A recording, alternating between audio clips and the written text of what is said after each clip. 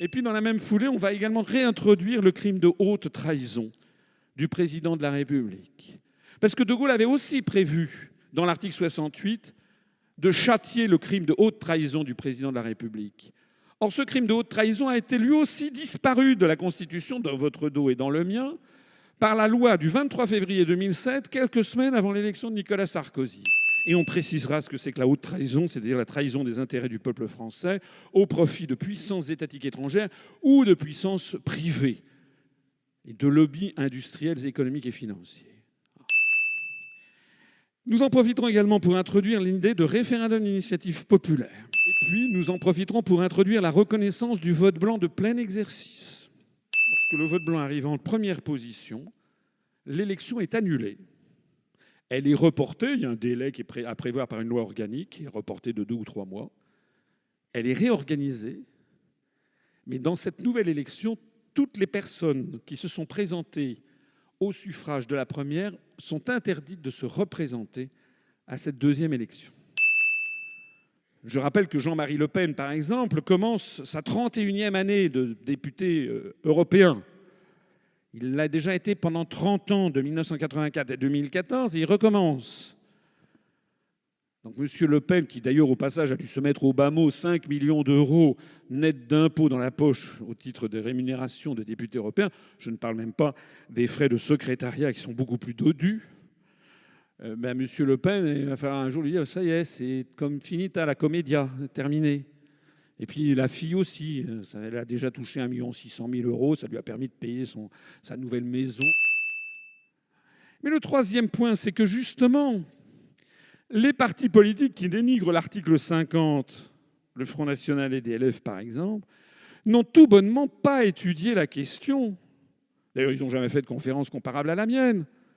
Ils n'ont pas étudié la question tout simplement parce qu'ils ne proposent pas de sortir de l'Union européenne. C'est tout simplement ça. Donc ils n'ont même pas réfléchi à ce qui se passerait lorsqu'on sortira de l'Union. Nous sommes le seul mouvement politique à avoir réfléchi et à le présenter publiquement. Le nouveau billet de 20 francs, lui, rendra hommage aux Français de gauche.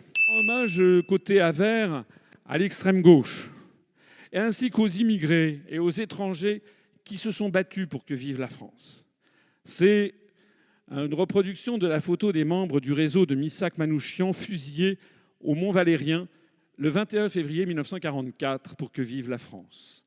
Les mesures que nous prendrons dans les premiers mois, conformément à notre programme inspiré de celui du Conseil national de la Résistance, réduire les inégalités qui ravagent la société française, casser l'engrenage vers la guerre qui nous emmène vers la guerre contre le monde arabo-musulman ou vers la Russie, parce que nous sommes placés sous la tutelle de l'OTAN, susciter le respect des autres peuples du monde et non pas le mépris que nous sommes en train de susciter parce que nous sommes devenus les larbins des États-Unis d'Amérique.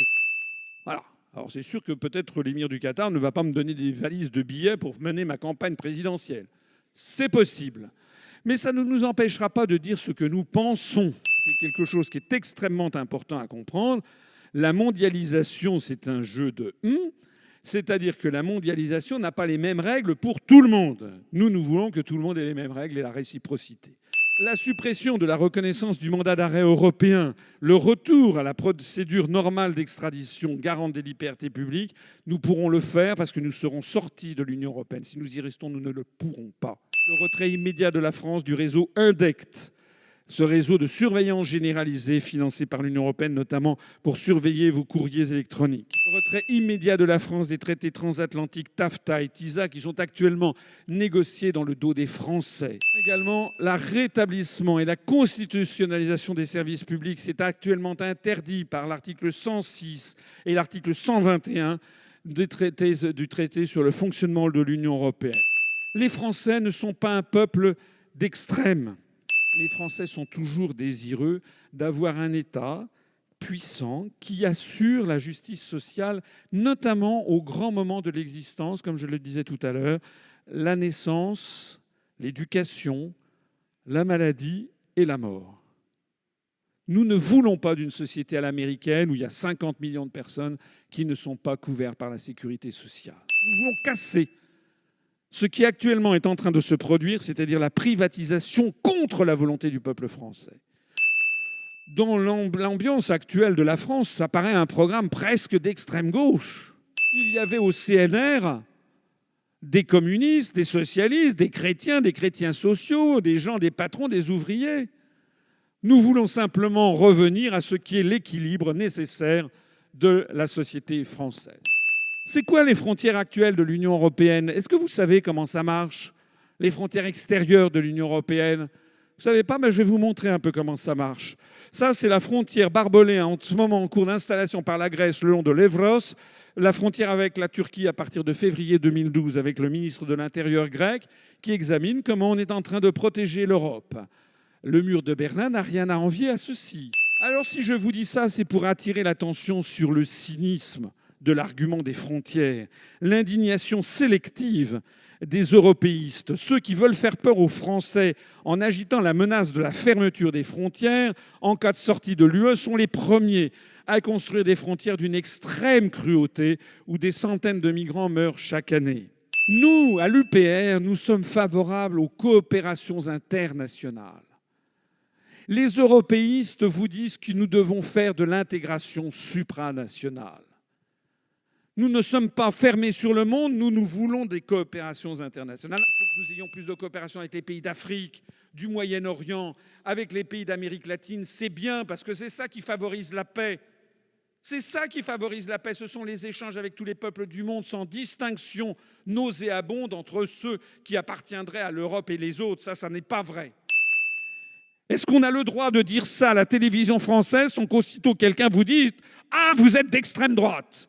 parce que vous avez été dans un local qui était possédé par un mec qui est d'extrême droite.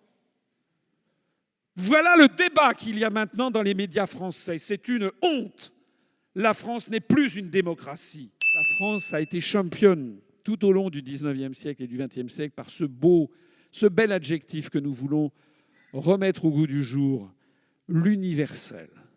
C'est les Français qui ont inventé les expositions universelles. Universel, ça veut dire que la France ne fait pas le distinguo entre des pays serviettes et des pays torchons. Ça, c'est une vision d'apartheid. Nous disons qu'au 3e millénaire, tous les peuples du monde sont égaux.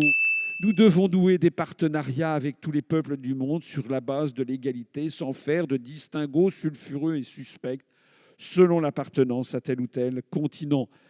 En réalité, nous réorienterons une partie de nos versements à l'Union européenne en une aide à destination des pays de la francophonie et plus généralement de tous les pays du monde en développement. La construction européenne, loin d'assurer la paix, nous entraîne vers des guerres. Et ça apparaît d'ailleurs de plus en plus dans l'esprit des gens, qui commencent à comprendre que l'affaire est en train de devenir dangereuse. Et donc nous avons été entraînés, parce que nous voulions préserver la paix, nous avons été entraînés dans un conflit mondial. Alors maintenant, si vous voulez comprendre ce qui va se passer, vous remplacez Reich bismarckien, Empire austro-hongrois, vous remplacez ça par pays du monde arabo-musulman. Et vous avez le même schéma.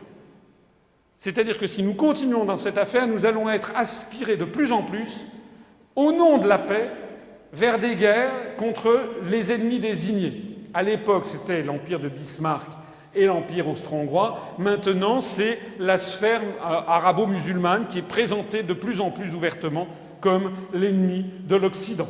Chez tous les responsables et tous les partis politiques, à la seule exception de notre parti, les médias dominants cachent encore cette vérité aveuglante aux Français. L'Union européenne, c'est la même chose que l'OTAN. L'Union européenne, c'est la face politique de la médaille dont la face militaire est l'OTAN. Donc c'est la raison numéro 9 de sortir de l'Europe. Si nous voulons que la France favorise la paix dans le monde, l'amitié entre les peuples, qu'elle refuse le choc des civilisations et la stigmatisation de civilisations entières, comme la Chine, comme le monde arabe, parce que maintenant c'est devenu gratter l'européiste et vous trouvez maintenant très facilement l'arabophobe, le sinophobe, l'indianophobe, etc. Il faut que la France sorte de l'OTAN et dénonce juridiquement plusieurs articles des traités européens, et notamment l'article 42 du traité sur l'Union européenne. Au risque de faire sursauter, la France n'appartient pas qu'aux Français. La France est un patrimoine moral, un patrimoine historique, un point de référence mondial qui est attendu de tous les pays du monde. Donc nous sommes attendus dans le monde entier comme étant un contrepoids, un autre Occident.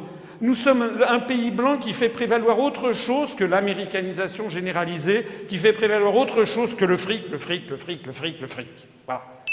Moi, j'aimerais que l'on m'explique sur la base de quelle logique la France accepte de verser entre 80 et 200 fois plus d'argent à chaque Polonais ici une vue de la ville de Varsovie, plutôt qu'à chaque Marocain ici la vue de Essaouira. En vertu de quoi nous versons 200 fois plus d'argent à chaque Lituanien ici la ville de Vilnius, plutôt qu'à chaque Malien ici le village de Yaté. Donc l'immigré malien, quand il achète, quand il joue au PMU ou quand il achète un paquet de cigarettes, il paye de la TVA et il y a 200 fois plus d'argent qui va aller en Estonie qu'au Mali. C'est comme ça que ça marche. L'appartenance à l'Union européenne contraint la France à adopter cette politique immorale et racialiste qui alimente justement le choc des civilisations.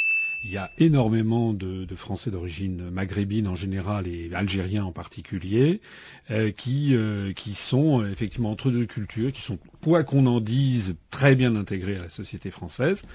Ça, c'est pas vrai de dire qu'ils sont tous mal intégrés. Il y en a beaucoup qui sont très très bien intégrés et qui, comme l'a dit Ferial tout à l'heure justement, entendent être à la fois pleinement français, ce qu'ils sont, mais sans pour autant renier leurs origines. Donc je trouve que l'objet même de l'association est un objet positif. Même s'il y a beaucoup de différences, il y a quand même des liens entre la France et l'Algérie qui sont considérables. Notamment la francophonie. Notamment la langue, mais aussi simplement les échanges familiaux, les échanges culturels, commerciaux, scientifiques, d'étudiants. Et ça, c'est un véritable trésor que nous devrions valoriser de part et d'autre de la Méditerranée. L'écrasante majorité des Français d'origine étrangère sont parfaitement intégrés. D'ailleurs, dans notre mouvement politique, nous avons beaucoup de Français d'origine étrangère, notamment des Franco-Algériens. Donc ce que nous disons, c'est qu'il faut aussi parler politique, et redonner à la France son message universel. L'avenir, je crois que c'est le vrai combat qui est le nôtre, c'est de montrer que l'avenir, ça ne passe pas par la France se pliant, devenant une colonie américaine, c'est la France apportant un message de laïcité, d'ouverture sur le monde, notamment aux pays du Moyen-Orient, aux pays de Russie et aux pays d'Asie. Or, la France, elle a eu des mauvais moments dans son histoire. Il y a eu des moments pas très glorieux pendant la guerre d'Algérie, ça c'est vrai. Maintenant, il faut regarder un petit peu vers l'avenir. La France, ça n'a pas été que ça. La France est aussi une puissance émancipatrice. C'est une puissance qui a apporté les Lumières, qui a apporté la Déclaration des droits de l'homme, qui a apporté la laïcité. Or, la laïcité est un concept formidablement moderne. Voilà. Si vous regardez bien ce qui se passe, c'est que plus la voix de la France disparaît à l'échelle du monde, et plus on voit naître le communautarisme. Et tout à l'heure, je crois que c'est Ferial qui le disait, ou Karim, enfin, je crois qu'on est tous les trois d'accord. La France, l'esprit français, c'est l'anticommunautarisme. L'Algérie, je crois que c'est utile de le rappeler, c'est le plus grand pays d'Afrique depuis la partition du Soudan maintenant. C'est le plus grand pays d'Afrique en superficie. C'est un pays qui a des capacités prodigieuses et qui est un pays qui est encore sous-peuplé finalement par rapport à l'étendue que ça représente. Il y a une formidable capacité de part et d'autre.